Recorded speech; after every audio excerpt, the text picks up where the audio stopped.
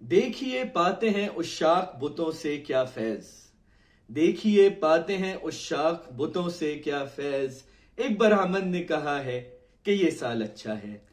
गुज़िश्ता साल मेरे और आपके लिए अच्छा हो या ना हो, लेकिन पाकिस्तानी सिनेमा के लिए बहुत अच्छा था क्योंकि द लेजेंड ऑफ मौला जट उस फिल्म में रिलीज हुई।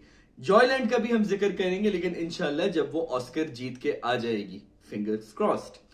द लेजेंड ऑफ मौला जट से हमें बहुत सारे ऐसे सबक सीखने को मिलते हैं जिनसे हमारी इंडस्ट्री, हमारा सिनेमा का शो बिजनेस बहुत कुछ सीख सकता है। और बजाय इसके कि वो कभी हुकूमत को जिम्मेदार ठहराएं, मुझ जैसे नाकदीन को जिम्मेदार ठहराएं अपनी नाकामी के लिए, I think there are enough lessons in the success of the legend of Maula Jatt that we can learn from.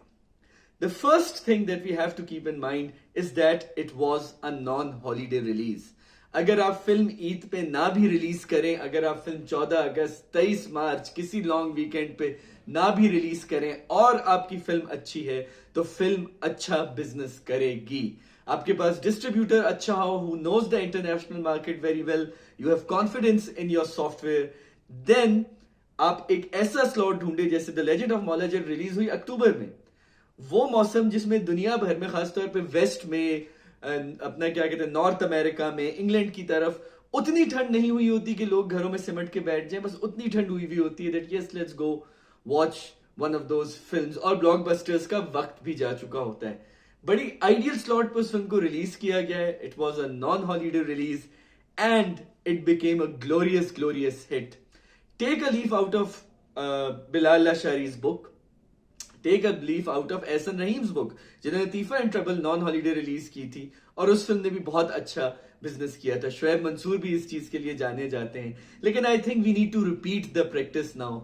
Eid पे 6-6, 7-7 फिल्मों को लड़वाना ऐसे ही है जैसे आप एक अरीना में 6-7 मुर्गों को लड़वा रहे हैं। Although as much as it's a gruesome act of violence, there is no catharsis in it. दूसरी चीज जो बड़ी एक अहम चीज है जो हमें मौला जट से सीखने को मिली, वो ये है कि देखिए, story is king, story is the emperor.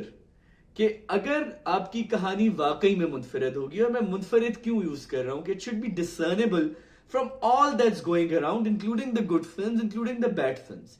अगर मैं इस वक्त एवरेज पाकिस्तानी फिल्म का एक स्टीरियोटाइप लूं, एक खाका बनाऊं, तो उसमें रोमांस होगा, किसी एक आध में सोशल इशू आ जाएगा।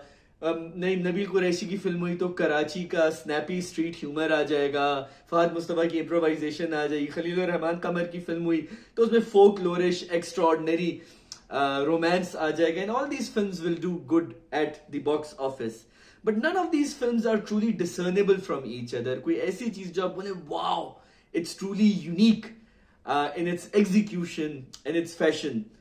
और मुझे ये लगता है इसलिए एक बिल्कुल नई और मुनफरिद तरह की कहानी लाना बहुत जरूरी था, और वो सारी चीजें द लेजेंड ऑफ मौला जट ने पूरी की।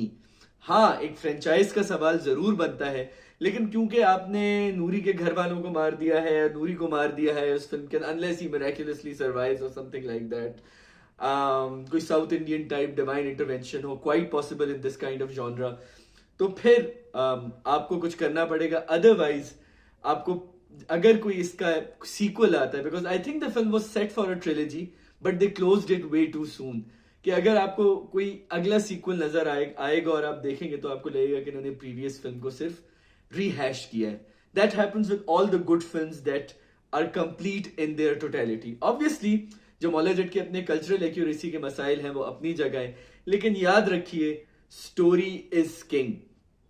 तीसरी चीज ये कि जिसपे मैं आऊंगा, जिसको मैं कहता हूं कंटेंट इज किंग। अब मैं कंटेंट इज किंग की क्यों बात कर रहा हूं? फिल्म रिलीज हुई, डिस्ट्रीब्यूटर ने ज्यादा मार्जिन मांगा, नदीम मांडवी वाले ने ज्यादा मार्जिन मांगा, पाकिस्तान के सबसे बड़े एग्जिबिटर ने, न्यूप्लेक्स ने कह दिया कि नहीं, हम आपकी फिल्म ओवर प्राइस नहीं चलाएंगे। जब ये सारा मामला हो रहा था तो मेरे पास एक बड़े डायरेक्टर का फोन आया और उन्होंने कहा, राफिज साहब कार्टेल हार गए, फिल्म जीत गई। मैंने कहा आप क्या कह रहे हैं? उन्होंने कहा देखिए, जो सिनेमा ओनर्स हैं ये कार्टेल की तरह काम करते हैं, हम सब डायरेक्टर्स प्रोड्यूसर्स को बड़ी बुरी डील देते हैं, डिस्ट्रीब्यूटर को कितना जाएगा, एग्जिबिटर को कितना जाएगा, ये सब मैं एक पिछले व्लॉग में लगा चुका हूं, अब जाके देख लीजिएगा। But they offer them shares कि भाई माई वे और द हाईवे, अगर आप मुझ जितनी परसेंटेज 70% मुझे दे सकते हैं, 60% मुझे दे सकते हैं, दे नहीं तो जी आप कहीं और जाके लगा लें। और गरीब पाकिस्तानी फिल्म मेकर्स कहाँ लगाएं, मतलब पीटीवी पे लगाएंगे, उर्दू फ्लिक्स पे लगाएंगे, ग्रीन एंटरटेनमेंट पे लगाएंगे, हम टीवी पे लगाएंगे। यहाँ तो ऐसा ऐसा होता है। मेरे पास इंडिपेंडेंट फिल्म मेकर आया था, मैं नाम नहीं लूंगा, उसने एक बहुत अच्छी फिल्म का ट्रेलर दिखाया and he named at least 3 different people, जिन्होंने कहा मैं नेटफ्लिक्स तक फिल्म पहुंचा दूंगा लेकिन मेरा नाम क्रिएटिव साइट पे डालो, मेरा नाम इसमें डालो, मेरा नाम उसमें डालो, and that really never happened. तो पाकिस्तानी सिनेमा हमेशा से प्रोड्यूसर्स यलगमार बनते थे, but if your content is king, you don't need to be Yalgamar. You don't need to be taken hostage by the exhibitors. Content is king and your film is also king. तीसरी चीज ये कि stars cast करना enough नहीं है, उनको ऐसे किरदार देना बहुत जरूरी है कि उन्हें याद रहें। बज़ाहिर बड़ा अच्छा फॉर्मूला आपको लगता है कि फवाद खान हो, हमजा अली अब्बासी हो, मायरा खान हो, Mahma Malik, obviously still not the same star power, तो ओ जी ये फिल्म तो हिट होनी है। अगर आप इसके कोई बिन रॉय जैसा ट्रैश बना देते इस फिल्म को, या कोई होमन जहां जैसी एक बहुत ही एवरेज फिल्म बना देते, उस जमाने में उन फिल्मों को इतनी पजीराई मिली है। मैं उन सब लोगों से कहूंगा जाके अभी आप उन फिल्मों को देखें। अब आप मेच्योर हो, आपको पता चलेगा कि उन फिल्मों में क्या था और क्या प्रॉब्लम्स थी उन सारी फिल्मों के अंदर। अगेन आप उनको उनके टाइम के लिए जज करें, that's fine, but don't be too generous because it's a Pakistani film, because a Pakistani film can give you something like the legend of Maula Jatt और जॉयलैंड फॉर दैट मैटर। बड़े स्टार्स ले रहे हैं तो उनको जगह दीजिए, ऐसे रोल्स दीजिए that they can breathe with, that they can live with, and they can deliver something truly like Noori, Makkho, और इवन अपना क्या कहते हैं, मुझे तो sorry Omema's character Rajjo that was the name, I don't know, but I think Mahira finally got a decent film, as much as people would disagree. I think Mahira Khan ने अपने आप को फिल्म्स में सो फार वेस्ट किया है और डायरेक्टर्स ने भी वेस्ट किया है। चौथी चीज जो बड़ी इंपॉर्टेंट चीज है, I might forget my math here because I was terrible in maths, I got a U grade in O level maths. एक बहुत इंपॉर्टेंट चीज ये है कि Pakistani cinema is neither Iranian cinema nor Bollywood. ये चीज आप समझ लें, प्लीज इस चीज को समझ लें कि आप जितनी कोशिश करेंगे बॉस उस इंडी रूट जाने की, आप मेन स्ट्रीम ऑडियंस को लूज करेंगे। जितना आप फॉर्मूला को पकड़ने की कोशिश करेंगे, you will start making the same films. अगर ये जो मंजन हमने रिवाइवल ऑफ पाकिस्तानी सिनेमा का शुरू किया था खुदा के लिए से, which was in many ways a truly Pakistani film, we'll get back to that because it was coming in a very post 9/11 Pakistan, उस पर अलग से बात करेंगे। और फिर बोल, लेकिन विद टाइम मुझे लगा कि हमने बॉलीवुड के फॉर्मूला को इतना एब्जॉर्ब कर लिया जिसमें कोई बुराई नहीं है to bring back the audiences in this cinema, but I also don't feel that no film maker has so far made a conscious effort to bring or give a unique signature to Pakistani cinema. Pakistani cinema की शनाख्त के लिए जो सबसे बेहतर और बड़ा काम हुआ है अब तक, वो द लेजेंड ऑफ मौला जट हुआ है। मैं मोर का जिक्र ऑल्सो जरूर करता, लेकिन मोर फिर एक वेल प्रोड्यूस्ड, मोर ग्रैंड स्केल इरानियन फिल्म वाला कॉन्सेप्ट लेके आती। ऑल्दो मेरे सूबे की, मेरे घर की फिल्म है, I will always have a soft spot for बोल। तो दूसरी चीज, एक और बहुत अहम चीज इसमें यह है कि please invest in the trailer and not in promotions. हाँ, इन्होंने लेजेंड ऑफ मौला जट की फिल्म ने बड़ी प्रमोशंस की, उन्होंने थोड़े बहुत कोई रिएक्शन वीडियोस भी बनाए, फिर स्टूपिड क्विजेस भी किए, पोर्टल्स के साथ जाके इंटरव्यूज भी दिए, पर सच पूछिए वो ट्रेलर ही इतना अच्छा कटा हुआ था, वार के ट्रेलर की तरह, कि ऑडियंस ने तो ट्रेलर देखते ही फैसला कर लिया था कि वो फिल्म देखने जाएंगे। वो सारी प्रमोशन वगैरह थी to bring back the Fawad Mahira chemistry जो ऑडियंस की इमेजिनेशन में है। I feel that the publicity only help people make a deeper connect with the stars of the film, but not really help the film itself, because film itself was there in the trailer।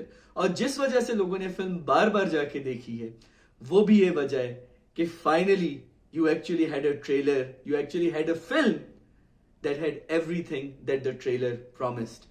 बहुत कम ऐसी फिल्मों में होता है, and I think that was a very very good lesson for all of us।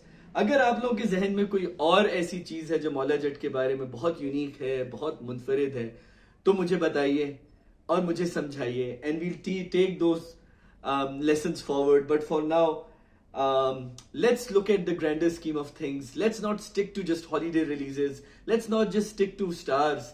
And if you want to, मतलब देखिए मैं तो कहता हूँ अगर हम बॉलीवुड की भी एक्सटेंशन माने जाते हैं कोई प्रॉब्लम नहीं है. I've said it time and again.